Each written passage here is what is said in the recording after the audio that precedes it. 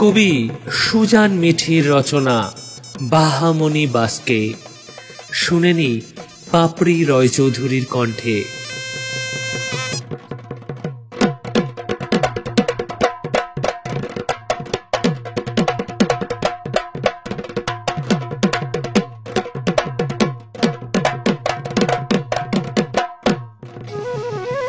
মেয়েটার নাম বাহামণি বাস্কে।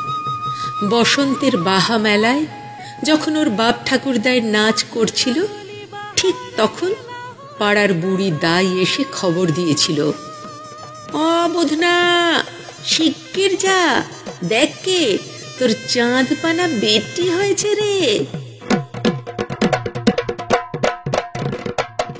সে তার বাপের কি খুশি যে হলো, একেবারে এক ছুটে ঘরে গিয়ে মেয়ে কোলে তুলে বললে, "আমার বাহামণি আইছিস।" ঠাকুরদা বললে, "মারাঙ্গুরুর থানে পুজো রেখে আয় বাপ, প্রথম মেয়ে লক্ষ্মী হয়।"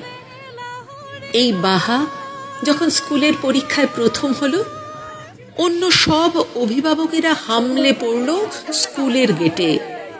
কারা আবার স্লোগান তুলল ওর মধ্যেই, "বিচার চাই, বিচার চাই।" বাহার বাপের বুক ঢিপ ঢিপ।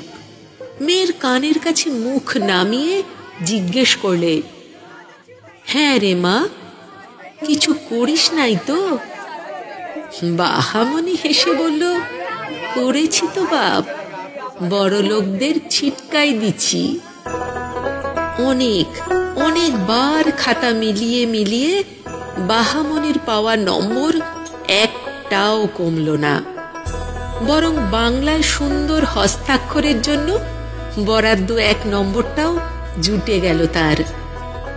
যারা বিচার চাইতে এসেছিল পাংশু মুখ করে বলল, "এত সুন্দর হাতের লেখা কি করে হয়?"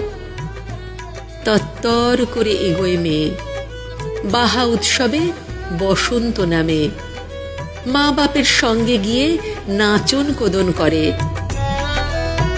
পান্তা খায়, মারাঙ্গুরুর সামনে মাথা নোয়ায়, খড় কাটে, গরুকে জাবনা দেয়, বিকেলবেলা গা ধোয়ে, পাউডার লাগায়, বুধি কমলিদের সঙ্গে গল্প করে।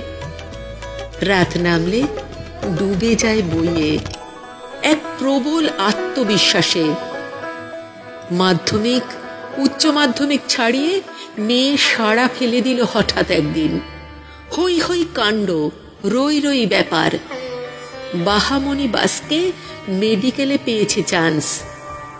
ওই যে যারা বিচার চাইতে এসেছিল তারা আড়ালে হাসল, বলল, "বোঝো না, সংরক্ষণ না, এই দেশের ভাগ্যে আর ভালো কিচ্ছু হবে না।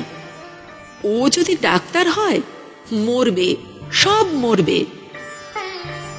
বাহামণি ডাক্তার হলো, কিন্তু তার কাছে চিকিৎসা নিতে এলো না কেউ। বাহামণি গলায় স্টেথোস্কোপ দিয়ে সাঁওতাল পরগনার মাঝখানে গিয়ে দাঁড়ালো। বাদল মুর্মু, টগরি টুডু, লম্বু হেমব্রম, লক্ষ্মী, রতন, সোনালি সবাই একে একে এলো তার কাছে। বাহা পেটে বড় বেদনা। বাহা, বুকের বাঁ দিকে কি যে হয়, এতদিন মারাঙ্গুরুর চন্নামৃত্য খেলুম, তাও। বাহা, ভাগ্যিস তুই ছিলিস।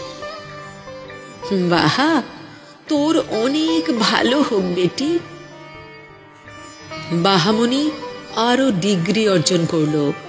বিখ্যাত কার্ডিওলজিস্ট বাহামণি বাস্কে পুরস্কৃত হল দেশ ছাড়িয়ে বিদেশে। ওই যে যারা বিচার চাইতে এসেছিল তাদের বুকের রোগ নিয়ে এ ডাক্তার ও ডাক্তার করতে করতে শেষে শুনল বাহামণি বাস্কে শেষ উপায়। বাড়ির লোককে বলল, আর কি, সব ডাক্তারই ওর কাছে রেফার করছে যখন। ভদ্রপাড়া ধীরে ধীরে ভিড় জমালো সাঁওতাল পরগনায়। বসন্তের বাহা উৎসব তখন খুব। বাহামণি কাঁধে কাঁধ মিলিয়ে নাচছে, গাইছে। ওর বাপ বললে, যা বেটি যা, ওদের বুক কেটে ধুকপুকটা বের করে দিয়ায় আরো। ওরা বেঁচে থাকলে তবে না আমার ঘরে বাহামণি জন্মাইবে।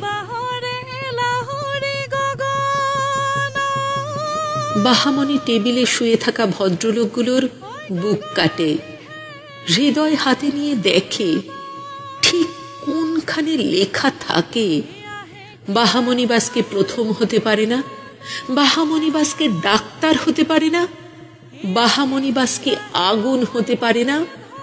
বিচার চাই, বিচার চাই,